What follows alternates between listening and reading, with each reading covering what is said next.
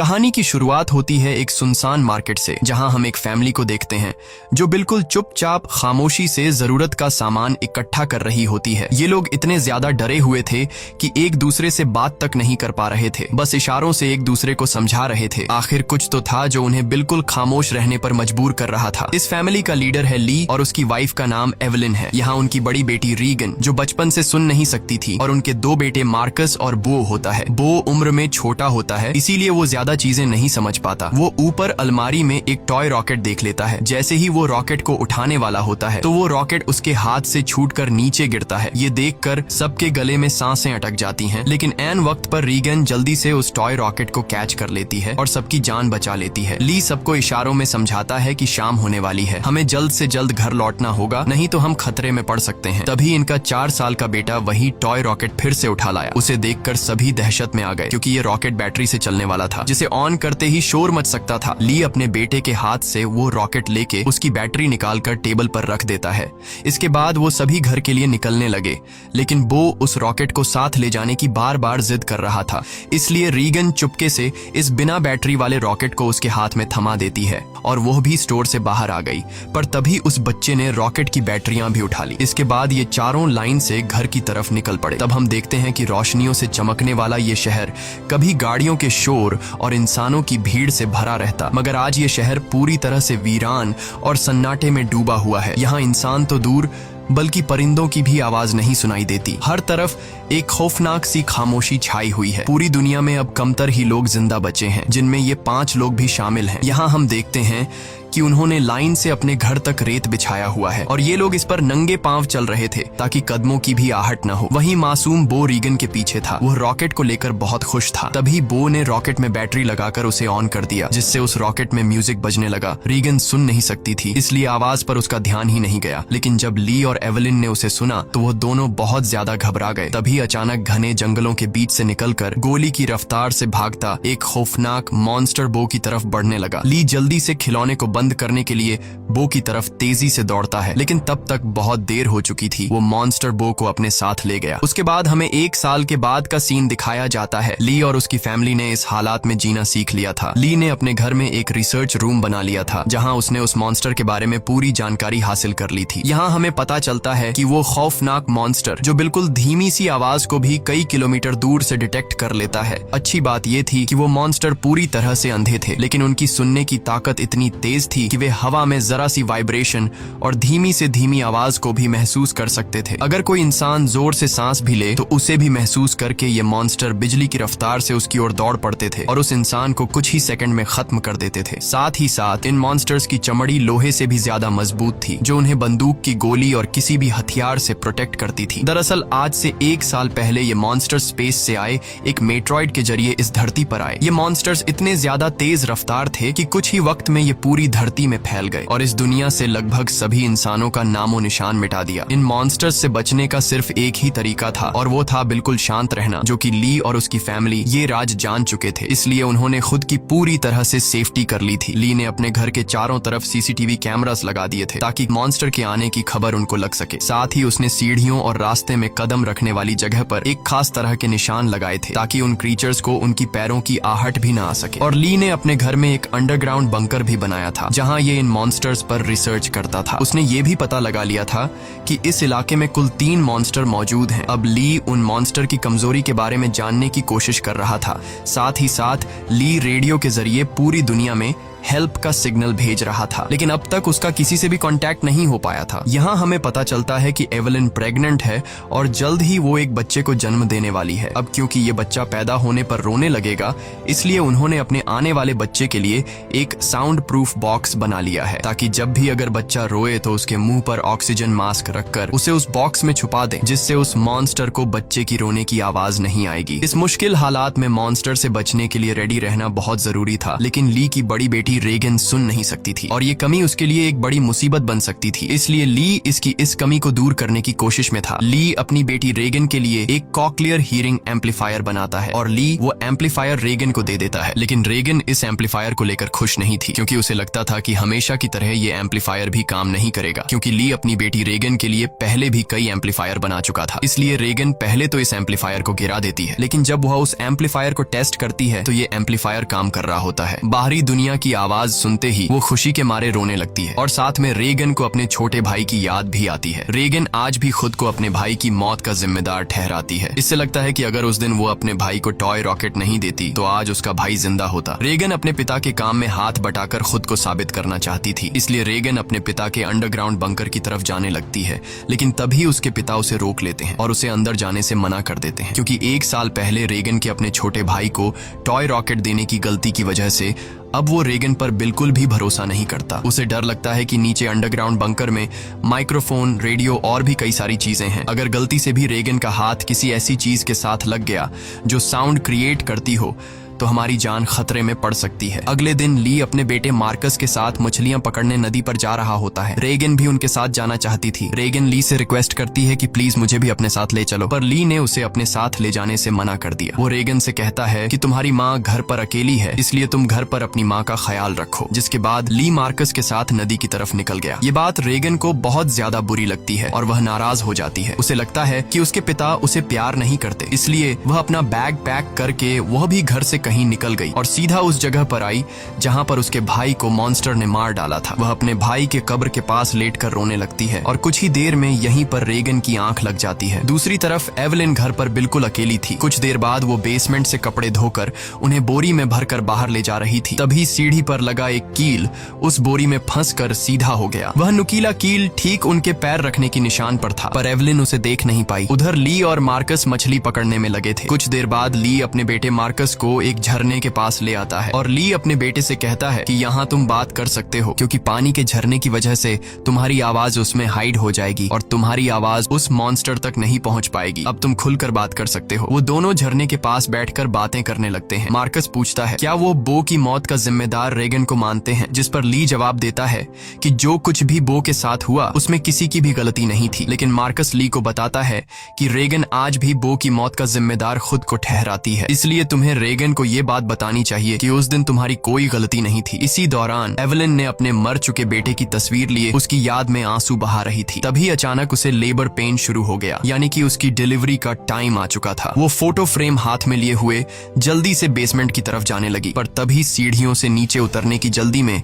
उसका पैर उस नुकीले कील पर धंस गया। एवलिन दर्द से तड़प उठी, पर उसने अपने मुंह से आवाज नहीं निकाली, लेकिन उसके हाथ से उसके बेटे का फोटो फ्रेम छूट गया और तेज आवाज के साथ नीचे गिरकर टूट जाता है। एवलिन ने जैसे तैसे करके अपने पैर को खींचकर उस कील से बाहर निकाला। इस दौरान उसे इतनी तकलीफ हुई कि उसका चेहरा पूरी तरह से लाल हो गया, लेकिन वो खुद पर काबू रखते हुए अपने मुंह से आह तक नहीं निकालती, क्योंकि उसे पता था कि आवाज निकालने का मतलब अपनी मौत को दावत देना है। वो लंगड़ाती हुई नीचे आकर लाइट का स्विच ऑन करती है, जिससे बाहर रेड लाइट जल पड़ी। अब वो वापस ऊपर की तरफ लौटने लगी, पर तभी उसने कुछ देखा जिससे उसके गले में सांस अटक गई। असल में वो मॉन्स्टर उसके घर तक पहुंच चुका था। दरअसल जब एवलिन के हाथ से वो फोटो फ्रेम गिर गया था तो उस आवाज को मॉन्स्टर ने सुन लिया था। डर से कांपती एवलिन दीवार के पीछे छिप गई। दूसरी तरफ ली और मार्कस मछलियां पकड़कर घर वापस लौट रहे थे। तभी दूर से उन्होंने देखा कि घर के चारों ओर रेड लाइट जल रही है। ली समझ गया कि एवलिन खतरे में है। वह तुरंत घर की तरफ भागा। उधर बेसमेंट में छिपी एवलिन डर के मारे कांप रही थी और वो मॉन्स्टर उसे घर के हर एक कोने में ढूंढ रहा था। तभी एवलिन को बेसमेंट में एक टाइमर मिला। यहाँ एवलिन समझदारी से काम लेते हुए उस टाइमर में कुछ सेकंड्स का टाइम सेट करके उसे एक कोने में रख देती है और जल्दी से एक दूसरे कोने में आकर चुप जाती है। इतने में वो मॉन्स्टर वहाँ हलचल महसूस कर लेता है और वो धीरे धीरे उस हलचल वाली जगह की तरफ बढ़ने लगा। वो एवलिन के काफी करीब था। एक तो एवलिन को लेबर पेन हो रहा था और दूसरा उस मॉन्स्टर का डर था, लेकिन एवलिन अपने आप को पूरी तरह से कंट्रोल करके बिल्कुल चुपचाप बैठ जाती है। तभी टाइमर में अलार्म बजा, जिसे सुनते ही वो मॉन्स्टर तेजी से उस डायरेक्शन में भागा। मौके का फायदा उठाते हुए एवलिन जल्दी से अंडरग्राउंड बेसमेंट से बाहर निकली, पर वो जैसे ही मेन डोर से बाहर निकलने वाली थी तो उसने देखा कि एक और मॉन्स्टर घर के बाहर यहाँ वहाँ घूम रहा है। इसलिए एवलिन वहीं पर दीवार के साथ छिप गई। उधर ली मार्कस के साथ दूर से ये सब कुछ देख रहा था। ली समझ गया कि अगर मैं अपनी बीवी को बचाने के लिए घर पर जाऊंगा तो मैं अपनी बीवी को बचाने के बजाय हम दोनों की जान जा सकती है, क्योंकि उस मॉन्स्टर की बॉडी इतनी सख्त है कि उसे बंदूक से मार पाना इम्पॉसिबल है। इसलिए वह अपने पहले से बनाए हुए एक प्लान पर काम करने लगा। ली ने जल्दी से मार्कस को टॉर्च दिया और उसे जल्दी फ्लेयर रॉकेट चलाने को कहा, जो उन्होंने घर से दूर एक जगह पर पहले ही वहां सेट कर रखे थे। जिसके बाद मार्कस तेजी से रॉकेट की तरफ भाग निकला। दूसरी तरफ एवलिन ऊपरी मंजिल में मौजूद बाथ टब में भाग आई थी। वह बहुत ज्यादा तकलीफ में थी। अब वह और ज्यादा देर तक बच्चे को रोक नहीं सकती थी। वह बस बच्चे को जन्म देने ही वाली थी कि उसकी सिसकियों की आवाज को महसूस करता हुआ वो मॉन्स्टर बाथरूम के करीब आ चुका था। एवलिन को समझ आ चुका था कि अब जिंदा बच पाना नामुमकिन है। तभी उधर मार्कस ने रॉकेट्स चला दिए, जिससे आसमान में तेज आवाज के साथ फ्लेयर्स शुरू हो गईं, जिसे सुनकर वह मॉन्स्टर एवलिन को यहीं पर छोड़कर तेजी से उस आवाज की तरफ भागा। और उसी पल दर्द को दबाए बैठी एवलिन जोर से चीख पड़ी, जिसकी आवाज रॉकेट्स के शोर में दब जाती है। ये रॉकेट्स का शोर और लाइट्स दूर से रेगन भी देख लेती है और वह घर की तरफ निकल पड़ती है। थोड़ी देर बाद ली बंदूक लेकर घर के अंदर आया। उसने देखा कि सीढ़ियों पर पैरों के खून के निशान लगे हुए हैं। वह उन निशानों का पीछा करते हुए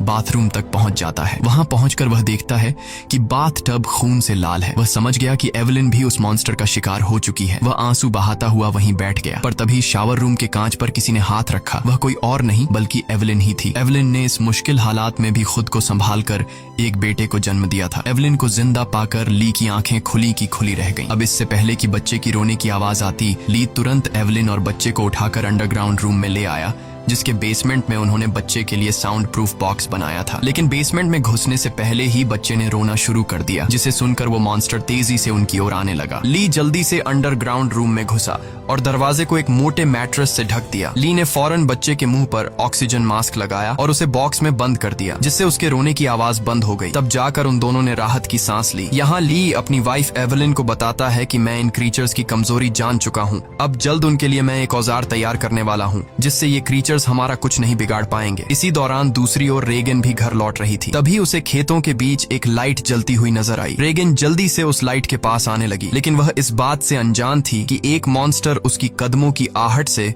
उसके पीछे चलता आ रहा था। जैसे ही वह मॉन्स्टर रेगन को मारने के लिए उसके काफी करीब आया, तभी अचानक रेगन की कान की मशीन से एक नुकीली और तेज फ्रीक्वेंसी निकलने लगी। इस नुकीली आवाज से वो मॉन्स्टर तड़पने लग जाता है, जैसे ये आवाज उस मॉन्स्टर के कान के अंदर सुई की तरह चुभ रही हो। इस आवाज को ये मॉन्स्टर ज्यादा देर तक बर्दाश्त नहीं कर पाता और जल्दी वहां से भाग गया। वहीं यह आवाज रेगन के कानों को भी चुभ रही थी, पर जैसे ही वह मॉन्स्टर वहां से भागा, रेगन के कान में तकलीफ बंद हो गई। लेकिन रेगन को समझ नहीं आया कि आखिर उसके कान की मशीन ने ऐसा क्यों किया। वह इस पर ज्यादा ध्यान न देते हुए लाइट के पास पहुंच जाती है। तभी उसने पाया कि वो रोशनी एक टॉर्च की थी। जैसे ही रेगन उस टॉर्च को उठाने गई, तभी अचानक किसी ने उसका हाथ पकड़ लिया। वो कोई और नहीं बल्कि मार्कस था, जो डर से कांपता हुआ यहाँ छिपा हुआ था। अपनी बहन को देख मार्कस की घबराहट दूर हो गई। वह रेगन से कहता है कि मैं झाड़ियों से तुम्हें छुपकर देख रहा था। तुम्हारे पीछे वो मॉन्स्टर भी आ रहा था, लेकिन पता नहीं वह मॉन्स्टर तुम्हारे करीब आते ही अचानक भाग गया। ये सुनकर रेगन बहुत ज्यादा डर जाती है, क्योंकि उसे ये भी पता नहीं था कि उसके पीछे मॉन्स्टर आ रहा है। वही दूसरी तरफ एवलिन को अपने बच्चों की चिंता हो रही थी। वो ली से कहती है, मुझे डर लग रहा है कि कहीं उस मॉन्स्टर ने मेरे बच्चों को खा नहीं लिया हो। तुम जल्दी से मेरे बच्चों को ढूंढ लाओ। इसीलिए ली अंडरग्राउंड रूम में अपनी वाइफ और बच्चे को सुलाकर वहाँ से बाहर निकलता है। पहले वह यहाँ वहाँ खतरा ढूंढने लगता है, मगर अब वह मॉन्स्टर भी वहाँ से जा चुका था। पर उसने पूरा घर तहस नहस कर दिया था, जिससे वहाँ मौजूद पानी का एक पाइप भी टूट गया था और पानी सीधा नीचे अंडरग्राउंड रूम में जा रहा था। लेकिन ली का इस पर ध्यान नहीं गया और वह बच्चों को ढूंढने खेतों की ओर निकल पड़ा। इस दौरान उधर मार्कस और रेगन अनाज रखने वाली टंकी के ऊपर छिपे हुए थे और आग लगा लेते हैं, ताकि इस आग को देखकर उनके पिता यहाँ आ जाए। ली भी अपने बच्चों को यहाँ वहाँ ढूंढने लगता है। कुछ देर बाद पानी के शोर से एवलिन की आंख खुल जाती है। उसने देखा कि पूरा बेसमेंट पानी से भर चुका था। पानी ऊपर से झरने की तरह बहकर नीचे आ रहा था। इतने में एवलिन की नजर अपने बच्चे की बॉक्स पर पड़ी। वह बॉक्स खुला हुआ था, पर वहाँ से बच्चे की जरा सी भी आवाज नहीं आ रही थी। एवलिन जैसे ही बॉक्स के पास जाने लगी, तभी उसे बॉक्स के पास ही सामने से एक मॉन्स्टर नजर आया। उसे देखकर एवलिन बहुत ज्यादा घबरा गई। एवलिन को लगा कि शायद मॉन्स्टर ने उसके बच्चे को खा लिया है, क्योंकि एवलिन को वह बॉक्स तो नजर आ रहा था, लेकिन वह बॉक्स उससे काफी दूर था, इसलिए वह बॉक्स के अंदर देख नहीं सकती थी कि बच्चा अभी भी जिंदा है या फिर मॉन्स्टर ने उसे खा लिया। इसलिए वह धीरे धीरे बॉक्स की तरफ बढ़ने लगी। तभी वो मॉन्स्टर भी पानी में उतर जाता है। लेकिन एवलिन जब बॉक्स के करीब पहुंची तो उसने देखा कि उसका बच्चा सही सलामत है। खुशकिस्मती से बच्चे ने आवाज नहीं किया था, जिस वजह से उसकी जान बच गई थी। वह अपने बच्चे को लेकर एक कोने में आकर चुपचाप खड़ी हो गई, पर वो मॉन्स्टर मौत बनकर एवलिन के पास ही मंडरा रहा था। अगर बच्चे के मुंह से जरा सी भी रोने की आवाज निकलती तो उनकी मौत पक्की थी। दूसरी ओर रेगन और मार्कस अपने पिता का इंतजार करते करते थक चुके थे। रेगन को लगता है कि उनके पिता उन्हें बचाने के लिए नहीं आएंगे। अब वह अकेले ही घर जाना चाहती थी, लेकिन मार्कस को अपने पिता पर पूरा यकीन था। अपनी बहन को जाता देखकर मार्कस उसे रोकने की कोशिश करता है, लेकिन जैसे ही वह अपनी बहन को रोकने के लिए आगे बढ़ता है तो अनाज की टंकी का दरवाजा खुलकर वह उसके अंदर गिर जाता है। गिरते वक्त मार्कस के मुंह से तेज आवाज निकल जाती है, जिसे सुनते ही वह मॉन्स्टर जो एवलिन को घर में ढूंढ रहा था वह फौरन उस आवाज के पीछे भाग पड़ा, जिससे एवलिन तो बच गई, लेकिन अब मार्कस की जान खतरे में पड़ गई थी। अनाज से भरी वो टंकी दलदल की तरह थी, जिसके अंदर फंसा मार्कस बाहर आने के लिए जितना जोर लगा रहा था उतना ही वह उसके अंदर धंसता जा रहा था। यहाँ रीगन टंकी का दरवाजा तोड़कर उसे नीचे अनाज में फेंक देती है और खुद भी नीचे टंकी में कूद जाती है। मार्कस जैसे ही अनाज में डूबने वाला था, रीगन उसे पकड़कर बाहर निकाल लेती है और ये दोनों दरवाजे के ऊपर बैठ जाते हैं, जिससे उनकी जान बच जाती है। लेकिन इन दोनों की हलचल को मॉन्स्टर ने सुन लिया था, इसलिए वो मॉन्स्टर खेत के रास्ते से तेजी से होते हुए टंकी की तरफ बढ़ता है। ली मॉन्स्टर को तेजी से टंकी की तरफ जाता हुआ देखकर समझ जाता है कि उसके दोनों बच्चे अनाज के टंकी के पास हैं। रीगन ने मार्कस की जान तो बचा ली थी, लेकिन उसका कोई फायदा नहीं होने वाला था, क्योंकि इतने शोर शराबे के बाद मौत का साया तेजी से उनकी तरफ बढ़ रहा था। अगले ही पल वो मॉन्स्टर भी टंकी के अंदर कूद पड़ा। वो उन दोनों को मारने के लिए जैसे ही आगे बढ़ा, तभी रीगन की कान की मशीन से एक बार फिर एक नुकीली आवाज निकलने लगी। ये आवाज उस मॉन्स्टर के लिए बहुत ही ज्यादा पेनफुल होती है, इसलिए वो बिना उन्हें मारे वहां से निकल जाता है। रीगन और मार्कस मौत के मुंह से बाल बाल बच गए और टंकी से बाहर निकल आए। बाहर ली भी उन्हें ढूंढता हुआ आ पहुंचा था। वह अपने बच्चों को सही सलामत देखकर बहुत खुश होता है। इस दौरान एवलिन भी ये सब कुछ सीसीटीवी रूम से देख रही थी। तभी ली को पता चलता है कि अभी भी वो मॉन्स्टर यहाँ आसपास है। उसने बच्चों को फौरन सामने मौजूद गाड़ी की ओर भेज दिया और खुद एक कुल्हाड़ी उठाकर आसपास नजरें दौड़ाने लगा, लेकिन वो क्रीचर ठीक उसके ऊपर होता है। ली जैसे ही पलटकर पीछे देखता है, वो मॉन्स्टर उसे अपने पंजे से मारकर दूर फेंक देता है। अपने पिता को तकलीफ में देखकर मार्कस ली को आवाज देने लगता है। आवाज सुनकर मॉन्स्टर को मार्कस की पोजीशन का भी पता चल जाता है। वो मॉन्स्टर अब मार्कस और रीगन की तरफ बढ़ने लगा, लेकिन तभी एक बार फिर रीगन की कान की मशीन से फ्रीक्वेंसीज निकलने लगी। वह आवाज रीगन को भी चुभ रही थी, इसलिए रीगन ने अपनी कान की मशीन को ही ऑफ कर दिया, लेकिन यह उसकी सबसे बड़ी गलती थी। इस मशीन से जो फ्रीक्वेंसी निकलती थी वही फ्रीक्वेंसी उस मॉन्स्टर की कमजोरी थी, जिसे वो बिल्कुल भी बर्दाश्त नहीं कर सकता था। लेकिन अनजाने में रीगन ने मशीन को बंद करके अपनी ही मौत को दावत दे दी। अगले ही पल वो मॉन्स्टर कार पर झपट पड़ा और मार्कस तक पहुंचने की कोशिश करने लगा। इसी दौरान उधर ली होश में आ गया। अपने बच्चों को खतरे में देख वह समझ गया था कि मॉन्स्टर से लड़कर वह कभी भी मॉन्स्टर को मार नहीं सकता, इसलिए अब उसे सिर्फ एक ही रास्ता नजर आया। उसने रीगन को इशारों में बताया कि मैं तुमसे बहुत ज्यादा प्यार करता हूँ। मैंने तुम्हें कभी भी बो की मौत का जिम्मेदार नहीं ठहराया है और मेरे होते हुए तुम्हें कुछ नहीं हो सकता। जिसके बाद ली जोर से चिल्लाने लगा। उसे सुन वो मॉन्स्टर ली की तरफ दौड़ पड़ा और एक ही झटके में उसे चीर फाड़ कर रख दिया। अपने पिता को मरता हुआ देखकर रीगन को बहुत ज्यादा दुख होता है, क्योंकि पहले उसे लगता था कि उसके पिता उससे प्यार नहीं करते, लेकिन अब उसे रियलाइज हुआ कि वह गलत थी। ली को मारने के बाद वो मॉन्स्टर वहां से चला जाता है। दूसरी तरफ एवलिन भी ये सब कुछ सीसीटीवी के जरिए देख रही थी। तब रीगन उसी वक्त गाड़ी स्टार्ट करके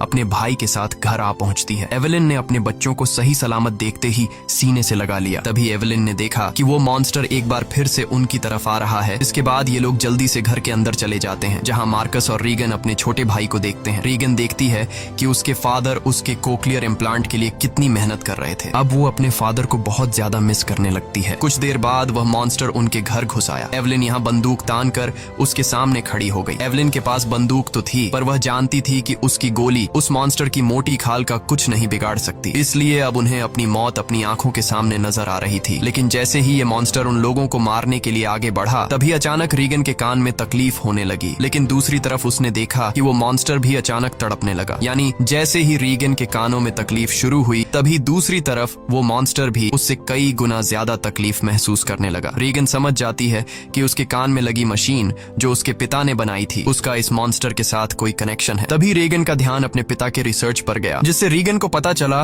कि उसके कान कारण के मशीन से निकलने वाली हाई पिच फ्रीक्वेंसी उस मॉन्स्टर की कमजोरी है। रेगन को समझ आ गया था कि जब भी ये मॉन्स्टर मेरे करीब आता तो मेरे कान में तकलीफ होने लगती और ये मॉन्स्टर वहां से भाग जाता। इससे पहले कि ये मॉन्स्टर उन्हें मार देता, रेगन जल्दी से अपने कान में लगे कॉक्लियर इम्प्लांट का पावर और ज्यादा बढ़ा देती है, जिससे निकली हाई फ्रीक्वेंसी साउंड से वो मॉन्स्टर अचानक तड़पने लगा। ऐसा लग रहा था कि जैसे वो हाई फ्रीक्वेंसी साउंड उस मॉन्स्टर के पूरे शरीर में सुइयां चुभा रही हो। यहाँ रेगन की माँ भी समझ जाती है कि ये सारा कमाल कोक्लियर इम्प्लांट का है, लेकिन पावर बढ़ाने से रेगन के कानों में भी और ज्यादा तकलीफ होने लगी। इसीलिए रेगन समझदारी से काम लेते हुए वहाँ रखे एक माइक्रोफोन के साथ उस कान की मशीन को लगा देती है, जिससे वो फ्रीक्वेंसी साउंड वेव और ज्यादा तेज हो गई। अब तो उस मॉन्स्टर का दर्द से बुरा हाल हो गया और उसकी खोपड़ी का आर्मर अपने आप ही खुलने लगा। आर्मर खुलते ही जैसे ही उसका मुंह नजर आया, तभी एवेलिन ने शॉटगन से सीधे उसके मुंह पर ही फायर कर दिया, जिससे उसकी खोपड़ी एकदम गुब्बारे की तरह फट गई और आखिरकार वो मॉन्स्टर मारा गया। हालांकि खतरा अभी टला नहीं था। गोली की आवाज सुनकर उस इलाके में मौजूद बाकी के 2 और मॉन्स्टर भी उनकी ओर आने लगे, लेकिन अब एवेलिन और रेगन को उन मॉन्स्टर्स की कमजोरी मालूम चल चुकी थी। इसलिए रेगन ने माइक का वॉल्यूम फुल कर दिया और एवेलिन उन मॉन्स्टर्स को मारने के लिए तैयार हो गई। इसी के साथ ये कहानी खत्म हो जाती है। अगर आपको वीडियो अच्छी लगी हो तो हमारे चैनल को सब्सक्राइब और वीडियो को लाइक जरूर कीजिएगा। और अगर आपको इस मूवी का सेकंड पार्ट चाहिए तो नीचे कमेंट में पार्ट 2 लिखें।